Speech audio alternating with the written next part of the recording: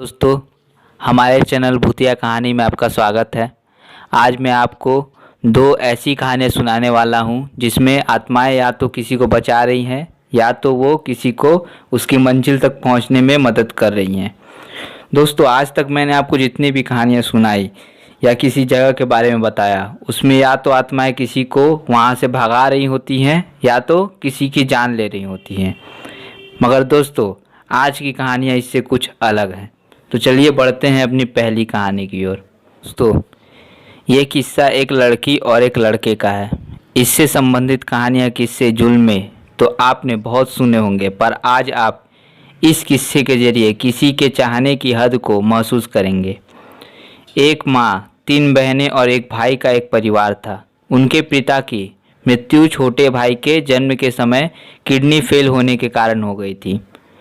ज़्यादा सदस्यों के कारण परिवार को अपनी इच्छाओं को छोड़ना पड़ता था, लेकिन पिता के सरकारी नौकरी होने की वजह से सबसे बड़ी बहन को नौकरी मिल गई, क्योंकि उनके पिता जलदाय विभाग में नौकरी करते थे।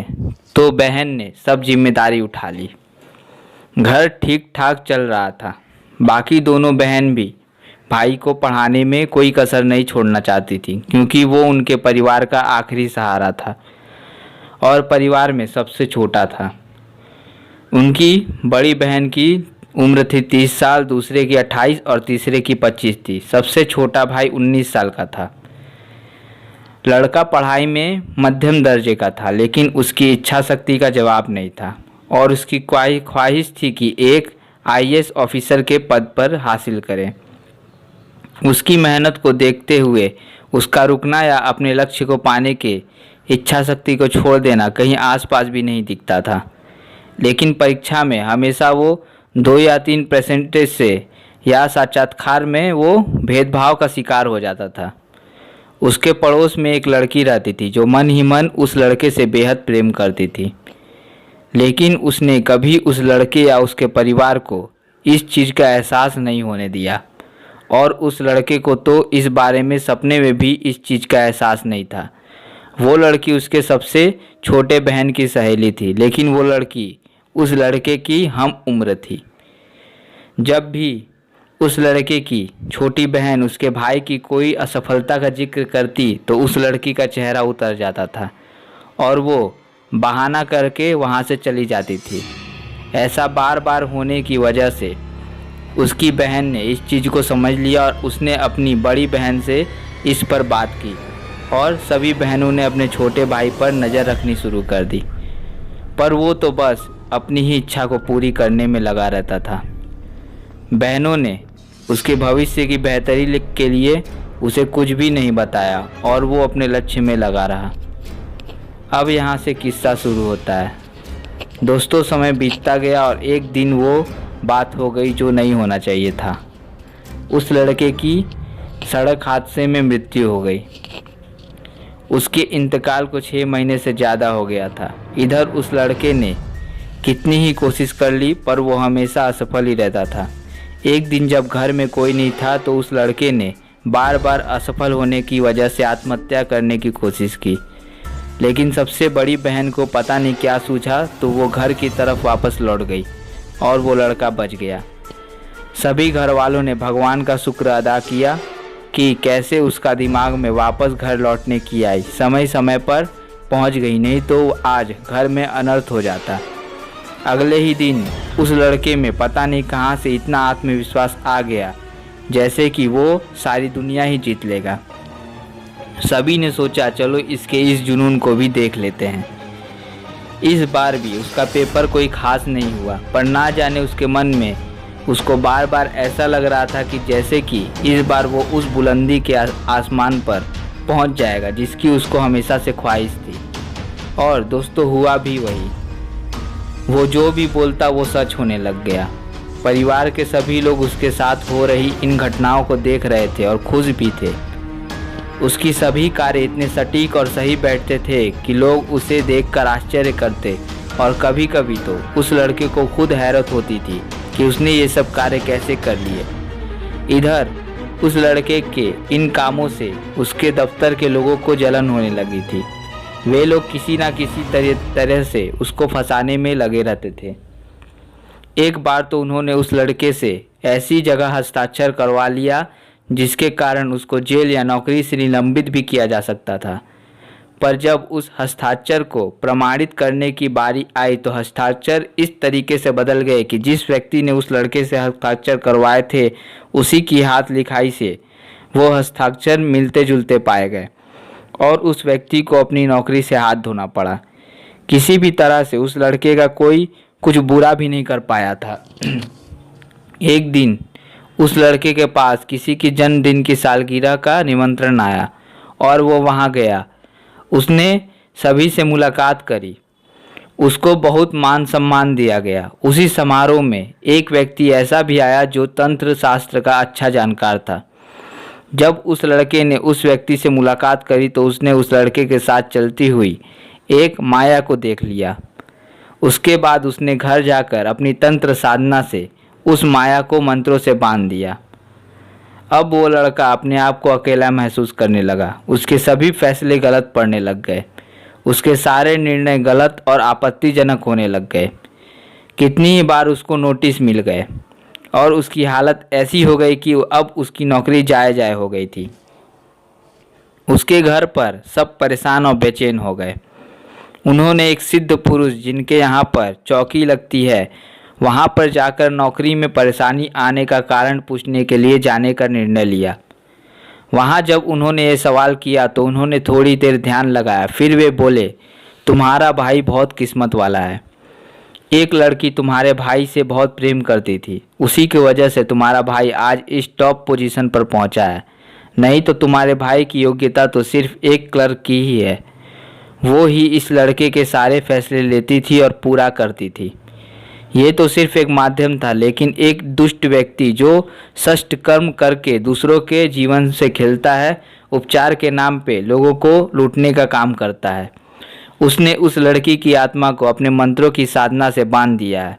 अब वो इसके लिए कुछ भी नहीं कर पाएगी, इसलिए इसकी नौकरी भी ज़्यादा दिन नहीं चल पाएगी। तीनों बहन ने एक दूसरे की तरफ देखने लगी और घर आ गई। छोटे भाई ने पूछा, क्या बताया उस सिद्ध पुरुष ने? तो उस तीनों बहन ने अपने आंखों में आंसू लाते हुए सारी बात अपने छोटे भाई को बता दी। उसके बाद वो लड़का फूट फूट कर रोया और उस अपनी किस्मत को कोसने लगा। तो दोस्तों, इस तरह आत्माएं तरह तरह की होती हैं। कुछ अच्छी होती है तो कुछ बुरी होती हैं। अच्छी ऐसी आत्माएं होती हैं जो किसी भी जीवन को उसको बुलंदी तक ले जा सकती हैं, जो सिर्फ उसने सपनों या कल्पना ही में ही सोचा हो। जबकि बुरी आत्माएं ऐसी होती हैं जो किसी की भी जीवन को अस्त व्यस्त कर सकती हैं या उसको बर्बाद कर सकती हैं या उसकी जान ले सकती हैं। ये दोस्तों, बढ़ते हैं अपनी दूसरी कहानी की ओर। बात आज से लगभग 3 साल पहले की है, जब मैं अपने करीबी दोस्त की शादी में शामिल होने उसके गांव गया था।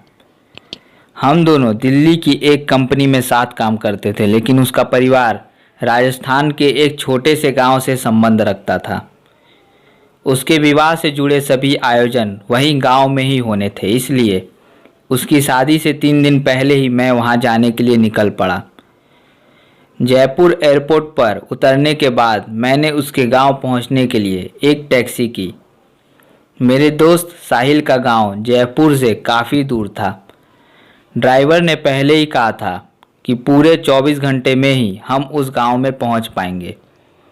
लंबा सफ़र था, इसलिए टैक्सी ड्राइवर से बातें भी शुरू हो गई। बातें करते करते उसने गांव देहातों में फैले भूत प्रेतों के किस्सों का जिक्र छेड़ दिया।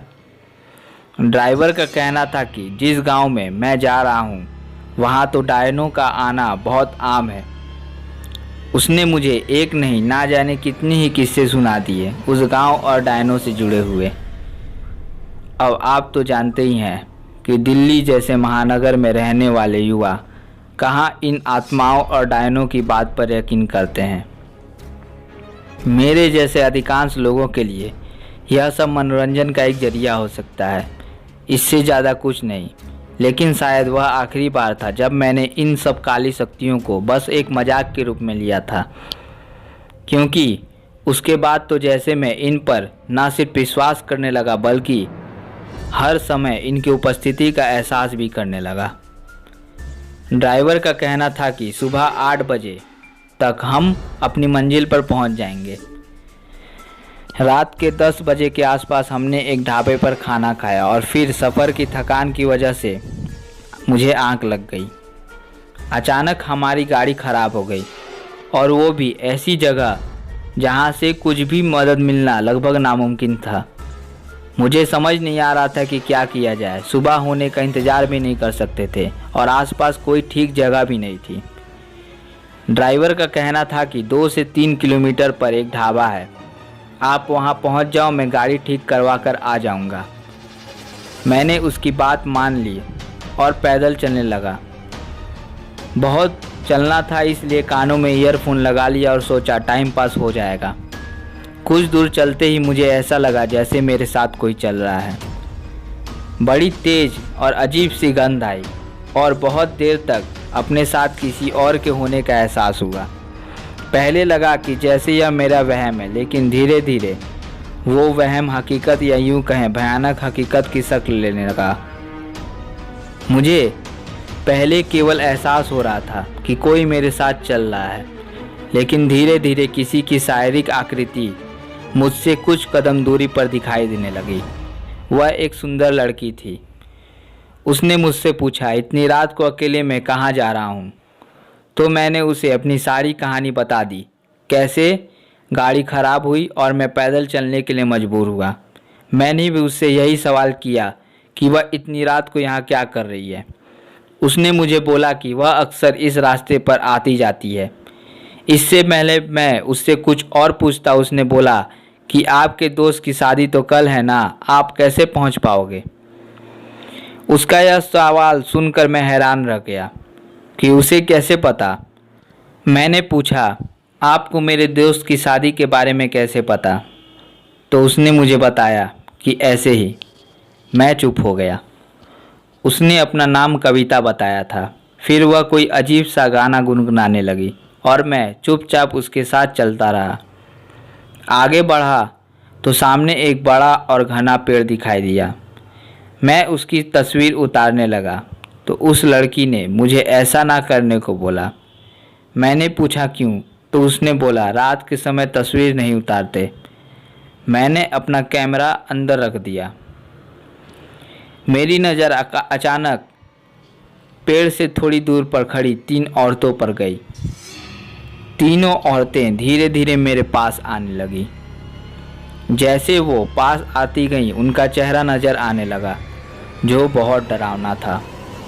वह मुझे अपने पास बुलाने लगी, लेकिन कविता ने उनका इशारा देख लिया और मुझे तेज़ तेज़ चलने के लिए बोला। मैं चलने गया, भागने लगा। थोड़ी दूर आते ही वह औरतें गायब हो गईं और मैंने कविता से पूछा कि वो कौन थी।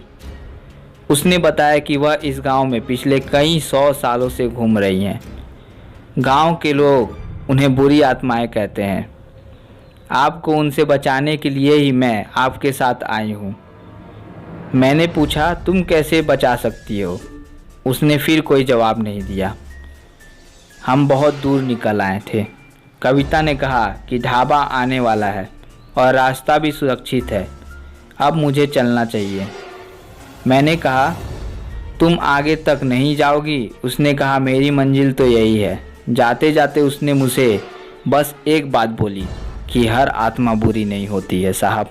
तो दोस्तों, आपको हमारी ये 2 अच्छी आत्माओं की सच्ची कहानियाँ कैसी लगी हमें कमेंट कर ज़रूर बताइएगा और हमारे वीडियो को लाइक कीजिएगा और ऐसे ही खौफनाक कहानियाँ सुनने के लिए हमारे चैनल को सब्सक्राइब कीजिए। धन्यवाद।